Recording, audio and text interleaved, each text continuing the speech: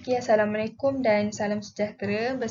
Kembali bersama saya, iaitu Cikgu Fatini untuk kelas RBT tahun 5 pengaturcaraan.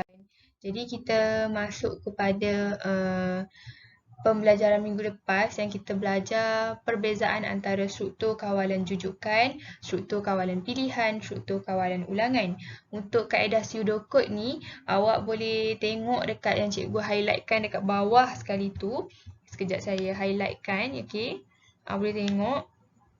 Cikgu ada buatkan bulat macam ni, kacau air tamat. Lepas tu tamat jika, kacau air tamat, tamat selagi tamat. Okey, awak boleh tengok dekat jujukan, dia hanya ada perkataan tamat tu satu je, iaitu dekat bawah. Manakala kalau untuk struktur kawalan pilihan, ada dulu tamat jika, kacau air dan tamat. Jadi dia ada perkataan tamat jika. Untuk struktur kawalan ulangan, ada perkataan tamat selagi tamat. Jadi untuk awak lagi faham, boleh tengoklah yang keyword-keyword yang dekat bawah tu. Macam mana cara kita nak tulis pseudocode dengan betul bagi kawalan jujukan, kawalan pilihan, kawalan ulangan. Untuk carta ali ni rasanya yang ni lagi mudah lah untuk awak kenal pasti di mana perbezaan dia sebab awak semua boleh tengok anak panah yang ditunjukkan ni. Saya dah highlightkan. Untuk jujukan, dianya straight sahaja. Maksudnya tak ada cabang lah, hanya straight sahaja. Manakala untuk kawalan pilihan, kita boleh nampak dekat sini dah ada cabang dia iaitu mahu susu. Yang ni dia tertinggal anak panah. So, kita tambah mahu susu, ya, masukkan sedikit susu, tidak kacau air dan tamat. Untuk struktur kawalan ulangan, perhatikan betul-betul cara anak panah tu digunakan. Kalau yang ni masih dahaga, dia naik ke atas. Masih dahaga, ya, minum air lagi. Ni pun dia tertinggal juga. Jadi masih dahaga, ya, dan ulang-ulang lagi lah sampai dia tidak dahaga, tamat. Okey, perhatikan betul-betul anak panah tu. Boleh semua. Untuk carta ali, awak hanya perlu tengok bentuk anak panah tu lah. Dan jangan lupa juga untuk simbol yang digunakan dalam carta ali boleh rujuk dalam buku teks. Objektif pembelajaran kita pada hari ini adalah untuk belajar macam mana nak menyusun idea dalam bentuk pseudocode atau carta ali berdasarkan situasi yang diberikan. Jadi selama ni kita duk belajar pasal pseudocode, carta ali, macam mana cara nak bina pseudocode dan carta ali. Tapi kali ni kita nak menyusun idea cara nak bina pseudocode dengan carta ali kalau bagi situasi. Menjana idea dalam pseudocode atau carta alih berdasarkan situasi. Boleh buka buku teks yang ni. Untuk situasi yang pertama, saya ingin menolong ayah memindahkan anak pokok ke dalam pasu. Jadi kita boleh tengok dua kaedah iaitu pseudocode dan juga carta alih. Untuk kaedah pseudocode, awak boleh tengok dekat sini. Saya highlightkan. Mula, sediakan alatan dan bahan, sediakan medium penanaman, masukkan medium penanaman ke dalam pasu, masukkan anak pokok ke dalam pasu, tambahkan medium. Jika, dah keluar perkataan jika. Kalau ada perkataan jika, maksudnya ini adalah struktur kawalan pilihan. Belum penuh, maka tambahkan medium. Tamat jika. Tamat jika, padatkan medium, siramkan sedikit air, letakkannya di tempat teduh. Tamat. Maksudnya dekat sini, dia bagi situasi, dia nak bantu ayah dia tanam pokok. Tapi macam mana keluar pula alatan dan bahan, sediakan alatan dan bahan, sediakan medium penanaman.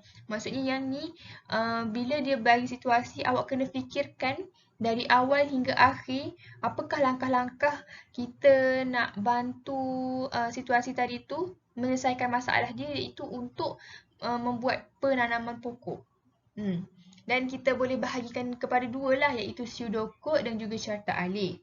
Yang ni saya macam cikgu bagi cadangan, awak tulis dulu rangka-rangka macam mana cara kita nak menanam pokok. Lepas tu bila awak dah dapat rangka yang betul, barulah awak tukarkan kepada pseudocode. Barulah awak nampak macam mana nak buat satu persatu. Setelah itu, awak pula boleh terjemahkan apa yang awak dapat tu ke dalam carta alih. Ataupun awak nak buat carta alih dulu, pergi kepada pseudocode pun boleh. Mana-mana boleh. Ikut keselesaan. Kalau rasa senang carta alih, buat carta alih terlebih dahulu. Manakala pindahkan kepada pseudocode. Tapi kalau rasa senang nak buat pseudocode, boleh start dengan pseudocode dulu dan barulah carta alih. Untuk carta alih ni, seperti yang kita sedia maklum, ini adalah struktur kawalan pilihan. Jadi, anak panah dia mestilah macam ni. Ni adalah anak panah untuk struktur kawalan pilihan. Awak kena ingatlah format-format carta alih, format ulangan, macam mana kedudukan anak panah tu, dan hanya masukkan sajalah seperti yang awak tahu. Ingat ya, untuk simbol dalam carta alih ni kita bukan tulis saja-saja, bukan boleh letak bentuk awan ke, bentuk love ke, tak boleh. Hanya boleh letak bentuk yang dia telah tetapkan. Contohnya untuk mula ni memang bentuk macam ni je, sama macam tamat dekat bawah. Bentuk diamond untuk syarat. Maksudnya syarat dia adalah sudah penuh ke medium yang ditambah. Okey. Kita masuk pula kepada situasi yang kedua, iaitu bagaimanakah saya hendak membeli makanan daripada mesin layan diri ini. Saya ada 2 keping RM RM1 dan 3 keping 50 sen. Dekat sini saya ada 2 keping RM RM1. Maksudnya RM2 lah duit yang dia ada, dan 3 keping 50 sen. Iaitu RM1.5. Jadi bila RM1.5 tambah dengan RM2, jadilah RM3.5.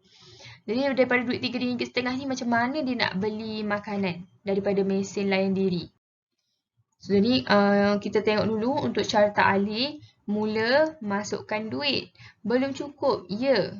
Tambah duit lagi. Dia ni perkataan lagi, dan kita sedia maklum kalau bentuk macam ni adalah untuk bentuk struktur kawalan ulangan.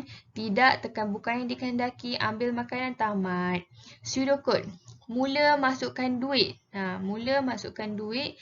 Jika belum cukup, maka tambahkan duit lagi. Tamat jika tekan butang makanan yang dikehendaki, ambil makanan. Dekat sini awak boleh nampak tak?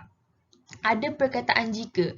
Kita faham tadi, kalau ada perkataan jika, ianya adalah struktur kawalan pilihan. Tapi untuk carta alih ni, dia menunjukkan struktur kawalan ulangan. Jadi kita nak ambil yang mana? Kalau saya ikut ambil yang carta alih, iaitu ulangan. Jadi dekat sini awak boleh tukarlah. Jika belum cukup tu, tukar kepada selagi belum cukup, tambahkan duit lagi, tamat selagi, tukarkan yang ni. Saya buat warna merah, okey. Tukarkan yang ni dengan selagi.